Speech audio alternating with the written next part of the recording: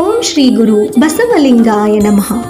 ಶ್ರೀ ಅನ್ನದಾನೇಶ್ವರ ಸಂಸ್ಥಾನ ಮಠ ಹಾಲಕೆರೆ ಗಜೇಂದ್ರಗಡ ಪರಮಪೂಜ್ಯ ಶ್ರೀ ಡಾಕ್ಟರ್ ಅಭಿನವ ಅನ್ನದಾನ ಮಹಾಸ್ವಾಮಿಗಳವರ ದಿವ್ಯ ಪ್ರಕಾಶದಲ್ಲಿ ಹಾಗೂ ಇಂದಿನ ಪೀಠಾಧಿಪತಿಗಳಾದಂತಹ ಪರಮಪೂಜ್ಯ ಶ್ರೀಮದ್ ಮಹಾರಾಜ ನಿರಂಜನ ಜಗದ್ಗುರು ಮುಪ್ಪಿನ ಬಸವಲಿಂಗ ಮಹಾಸ್ವಾಮಿಗಳವರ ದಿವ್ಯ ಸಾನ್ನಿಧ್ಯದಲ್ಲಿ ಅನ್ನದಾನೇಶ್ವರ ಸಂಸ್ಥಾನ ಮಠವು ಸರ್ವ ಜನಾಂಗದ ಏಳಿಗೆಗೆ ಶ್ರಮಿಸಿದ ಧರ್ಮ ಕ್ಷೇತ್ರವಾಗಿದ್ದು ಸೌಹಾರ್ದತೆಯನ್ನು ಎತ್ತಿ ಸಾರುವ ಬಸವ ಪುರಾಣವನ್ನು ಆಯೋಜಿಸಿದೆ.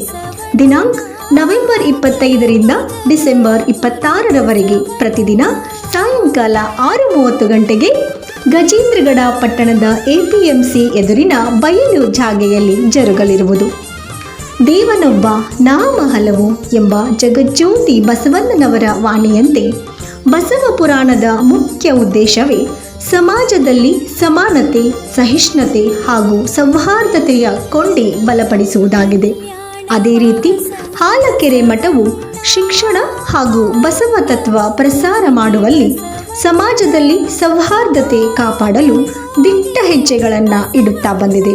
ಕಾರಣ ಸಕಲ ಸದ್ಭಕ್ತರು ಈ ಧರ್ಮ ಕಾರ್ಯದಲ್ಲಿ ಭಾಗವಹಿಸಿ ಬಸವ ಪುರಾಣವನ್ನು ಆಲಿಸಿ ಮಹಾಪ್ರಸಾದವನ್ನು ಸ್ವೀಕರಿಸಿ ಪುನೀತರಾಗಬೇಕೆಂದು ವಿನಂತಿ. ಸರ್ವರು ಬನ್ನಿ, ಸಮಭಾವ ತನ್ನಿ.